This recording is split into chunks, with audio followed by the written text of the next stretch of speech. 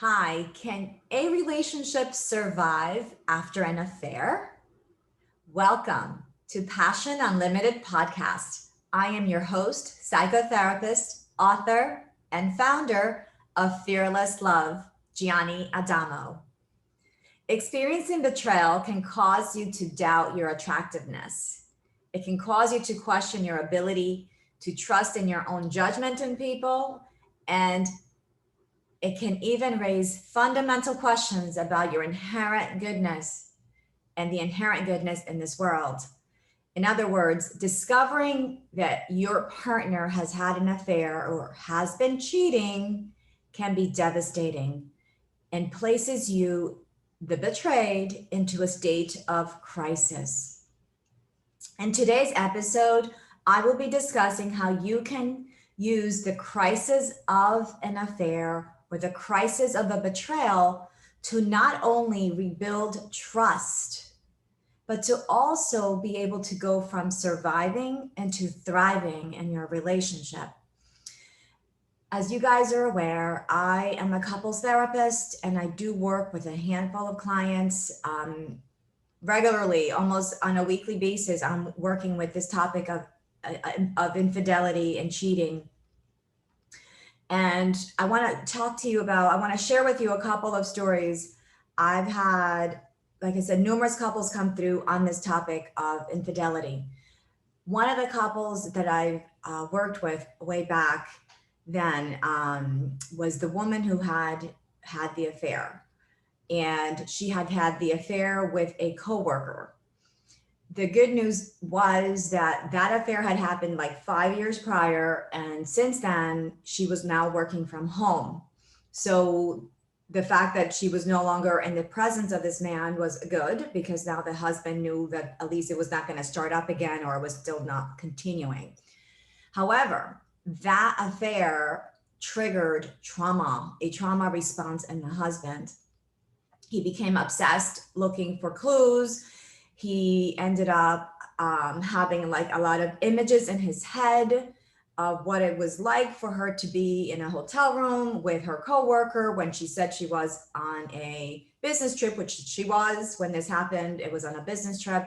And then all of a sudden, instead of staying in her hotel room, she ended up in his hotel room. So this whole thing started just creating a lot of traumatic responses for the husband. And ultimately, they called me. They were probably in therapy somewhere around 9 months with me, and they were able to do the work of repairing their relationship, reestablishing trust. They were also able to redesign a relationship and a marriage that they both loved. They also had 2 children. So obviously there was a lot of factors involved here in wanting to rescue their relationship beyond this affair. Another couple that I worked with, it was the husband who cheated in this relationship. They were married for a very long time. Their kids were already like in college and out of college. So they were more like in the empty nester place. And his affair kind of ended up being like that midlife crisis situation. And his wife had gained some weight. And she was no longer like as, into the sex thing as he still was. So he ended up having like this one-time affair as well. And when they came in to see me, he actually didn't even know if he was staying in the marriage. Again, they were empty nesters. They had grown apart. He was no longer as attracted to his wife as he once was. So there was a lot of work to be done. In fact, there were sessions and where he didn't know if he was coming back to the next week's session. She was coming back. She was committed to the whole thing, but he wasn't so committed just yet. Anyways, to make a long story short, with them, they decided to stick it out with the therapy. And they were like almost like a miracle couple, if you ask me, because within 12 weeks, they actually turned their marriage around. He actually continued to come into the therapy sessions, and he was able to be honest with her.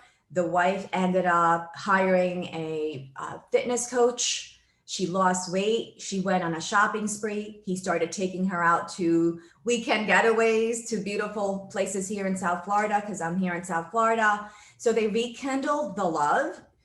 She also called him out. She placed some tracking devices on his car, found where he was because he had been lying. He was still seeing this woman, this third party. Found them. She confronted them at a restaurant.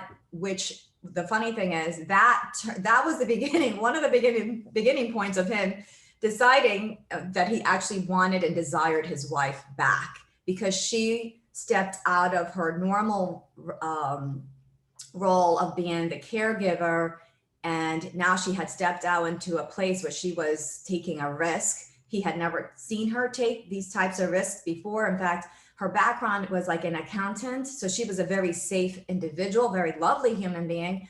So he never saw her as this woman who would step out of her comfort zone. And by her actually tracking him, finding him at the restaurant, confronting the two of them, he ended up following her back home in his car. And that really pivoted the whole relationship, besides the fact that she had already taken steps to get back to her sexy self again. Okay, so they were in and out of therapy within 12 weeks, and they really did transform their relationship. They sent me this beautiful letter thanking me about all the work they did. Okay, I've also have worked with other couples. There was another couple that transformed their relationship in a matter of, I would say they were with me about 5 months. They came in, these two were cohabitating and engaged. Okay, so they came in because the girlfriend, the fiance, had discovered that the boyfriend had an affair.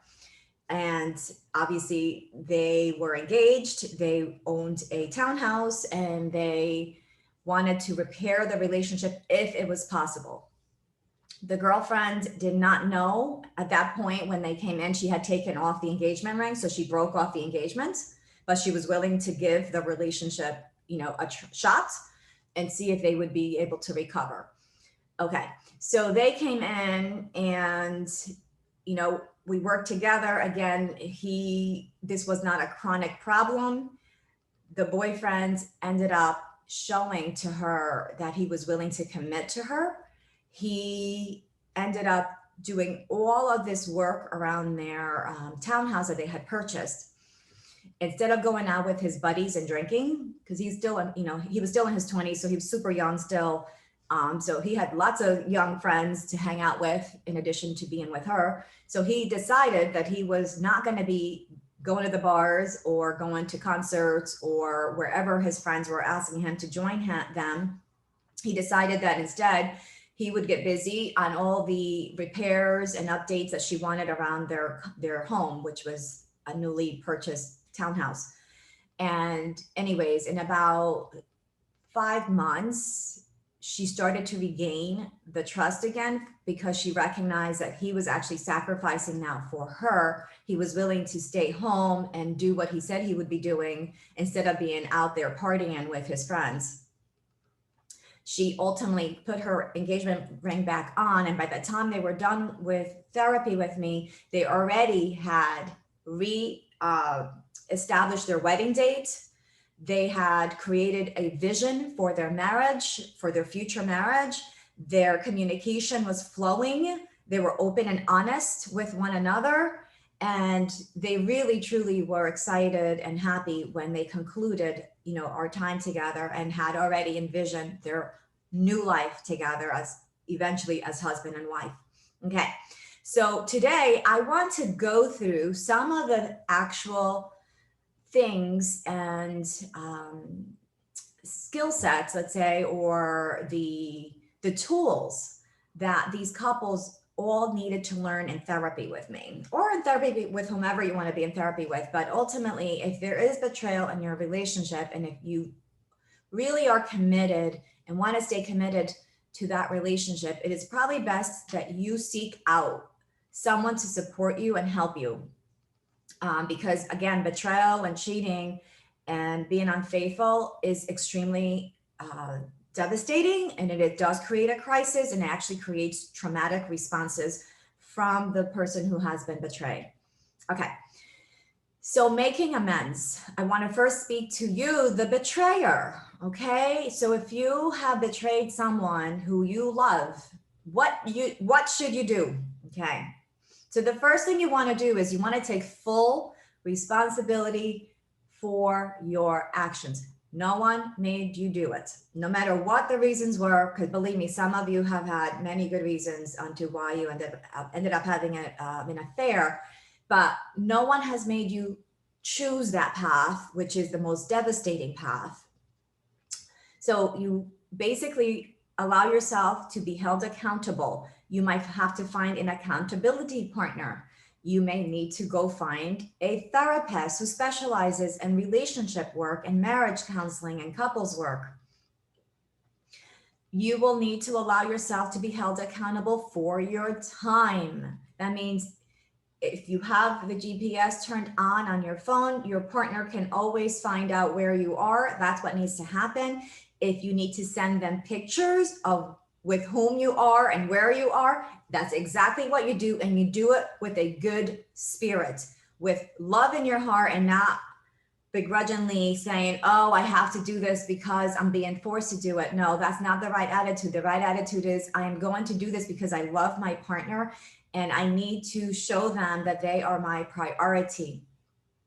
Okay.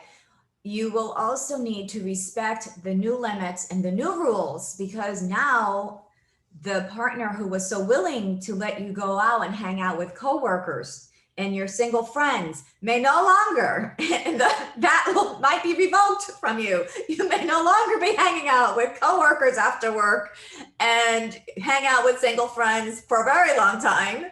You may only be allowed to be hanging out with other couples and with your partner for a very long time until you are proven trustworthy, because that's what you're trying to do. You're trying to prioritize that you are a trustworthy individual. Okay, so there may be new rules that you may not like. And yes, that means also handing over all of your passwords to your phone, to the social media, to your computer, everything. You've got to become an open book. No more secrets. Okay. Then there is this whole thing that you're going to have to adapt to that you won't like either. And it's, you're going to have to assume that your partner will need a lot of time to heal. So do not assume that your partner will heal overnight, or just because you confessed all the details to what happened, that's not enough. Now you're going to have to do the work of repairing your partner's faith in you, repairing their heart because it's been shattered, and also repairing your credibility. And that is going to take time. That is not an overnight success. Be empathic. You must prioritize your partner's feelings and their comfort first. Your guilt and your shame may be making you feel uncomfortable and you don't want to hear anymore about how you've damaged your partner, but you're going to have to listen, and you're going to have to show compassion towards their concerns and their feelings first.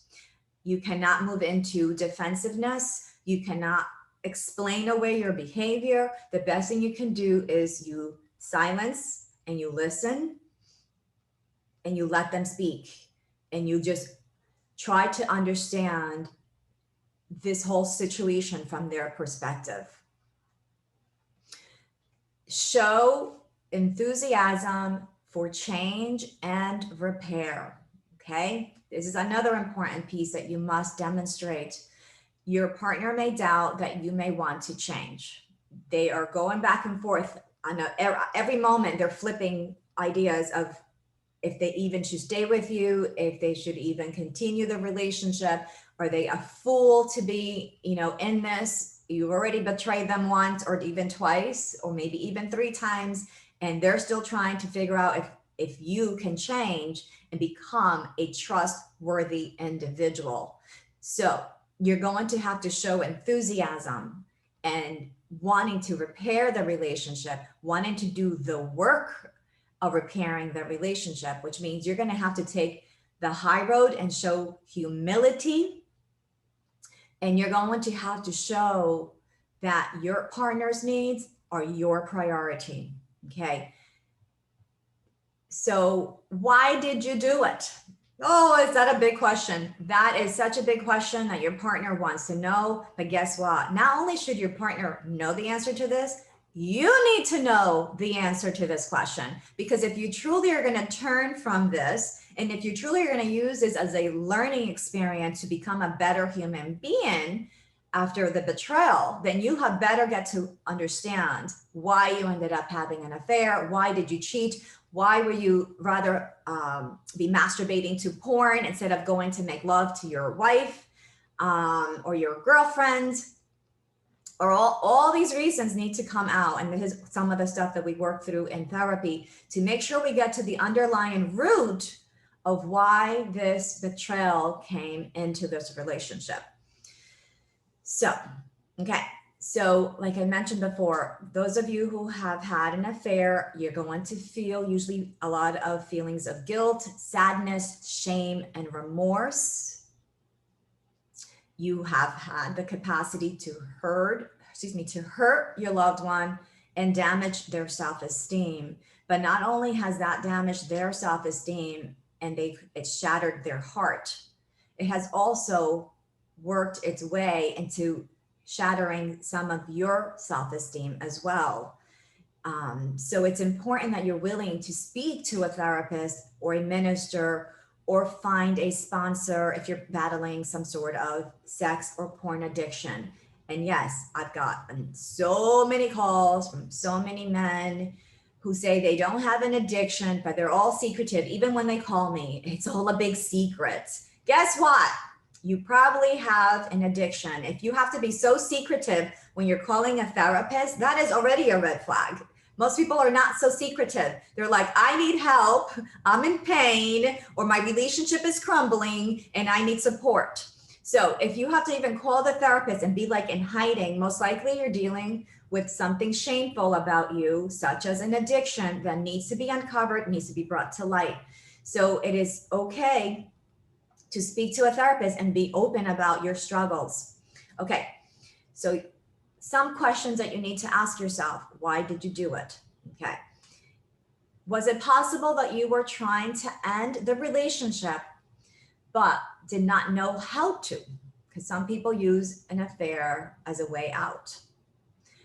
What about asking yourself, were there specific needs that were not being met in your relationship or in your partnership? For many people, they were not getting the affection, the sex, or the emotional intimacy that they needed. And instead of breaking up with their partner, instead of going into a divorce, they just decided, well, let me go get the affection, the attention, the sex, the emotional intimacy somewhere else. Okay. Some people need to ask themselves this other question. Do you have an issue with intimacy where you split the relationship, where you get in one relationship, you get your need for security, that would be the marriage and the commitment. And in the other relationship, you bring your need for adventure and risk. And that would be the affair or the sex addiction. Another question you can ask yourself.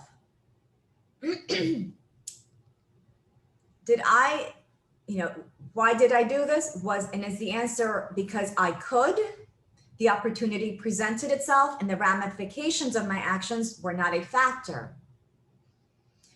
So you might have an answer to that, because if you feel like that's why you did it, this would actually point to a character flaw and a character issue.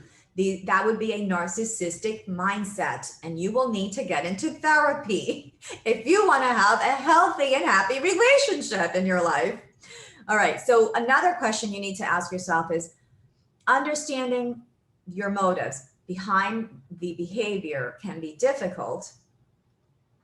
However, if you can confront yourself and really look deep onto why you actually had this affair, it's actually going to create the best pathway for you to start rebuilding the trust in your relationship. Okay, so taking responsibility and transparency. So As a therapist, I have observed, obviously, countless couples in this area that they need to rebuild the trust. And here are some predictors that will help you know if you have been involved in a relationship where your trust has been betrayed, to help you to know if you guys are moving in the right direction. And the first one is that you're embracing a mindset of growth and transparency together. Okay. Both of you are looking to grow from this and to become more open and transparent, not just one partner chasing the other. You're both going to sit down and discuss what contributed to the betrayal. Okay. Without pointing fingers, without condemning the other, blaming and attacking. I want you guys to each consider how the betrayal has hurt each of you. We already know that the betrayed has been hurt, humiliated. Their sense of security has been shattered, and their sense of belonging has also been shattered, especially if you guys are engaged, cohabitating, or married. And the more committed you are, the more earth-shattering this is, because the more your identity and your life is formed around this relationship. But I also want the betrayer to ask him or herself the same question. How has this betrayal hurt you as the betrayer? Because you have lost credibility and you have destabilized a relationship that you once found your sense of security in. And if you were betrayed, what do you need from your partner to start rebuilding trust? So these questions need to be answered. The person who has been betrayed, one of the main things that this person needs is to be able to regain a sense of control in their lives again. So as you're thinking about what you need, you will make the request to your partner who has betrayed you on what you need from them in order to feel like you have a sense of control over your life and over your relationship. No more lies, no more deception, okay? And so the goal for the betrayer is to do whatever it takes to reestablish your credibility and to support your partner to heal. That means you're going to have to give access to your phone, your emails, your social media, bank accounts, if you are committed to each other. Not go out with friends in lieu of making your partner feel safe. And these are the things that are going to point you into the place of recovery. Okay. So emotional safety and setting up parameters around emotional safety is extremely important. So you guys can designate some time throughout the week or the day that you would be able to speak about this freely. Obviously, it's brought into therapy and you guys can unpack everything and anything there safely. And sometimes, unfortunately, not all details should be brought out because it actually creates more traumatic effects on the partner. But these are the things that your therapist can answer for you onto, some of the questions that may not need to be answered. Because it's just going to cause more trauma for the betrayed spouse or partner. Okay, so some signs that your relationship is becoming trustworthy or that there is trust now being built in your relationship. Some of those signs are you will feel that there is a full commitment from each partner. And it's going to take a good 6 months for you to see that, that there's full commitment on both sides. Do you know that you are a priority? Okay, if you know that you now are a priority, these are really good signs that there's trust now being reestablished in this relationship. Does your partner really listen to you when you communicate your feelings and your thoughts? Okay, are they present to you? No more secrets. That's another sign of rebuilding trust here, is no more secrets. No more need to keep a part of you separate from the relationship that you're committed to. When respect comes first, no matter what, no matter what the issue is, no matter what the conversation is, respect comes first. Love is respect. Without respect, there is no such thing as love. Not one bit of it, because it really is abuse then. Okay, so respect comes first. When you can both be vulnerable with each other and not be afraid of opening yourself up to a deeper place, you're willing to take that risk, the risk of rejection, the risk of maybe being corrected. You're willing to really be vulnerable and be seen, your heart open, your soul shared, you're sharing your soul with your partner. These are signs. And one other sign that I like to give you is when your actions speak louder than your words, or when your actions are completely in line with your agreements. These are signs that now the trust has been reestablished in your relationship. Okay, so as the betrayed, your biggest challenge here is to obviously grant forgiveness and to be able to regain your ability to entrust yourself into the care of a person who has already betrayed you. So learning to trust again takes time. Be patient with yourself. If your partner is being consistent in making amends and growing through this process, then an affair does not need to end up in a divorce or a breakup. It can actually create the opportunity to reclaim, redefine, and recreate your relationship into what each of you deserve and each of you desire. If you are enjoying my podcast, this is Gianni Adamo, and my podcast is Passion Unlimited Podcast. You can subscribe to anywhere podcasts are, you listen to your podcasts. I am on YouTube, so you can watch me there under Fearless Love. And please subscribe, and share with your friends. Also, I am releasing the audiobook, hopefully around October 31st, which is Halloween, coming up soon, on my book, From Love Trauma to Fearless Love. And I would love for you to be able to either purchase the book. If you're dealing with chronic infidelity, this one would be for you. If it ends up that you are dealing with some sort of sex and love addiction, this is probably also for you.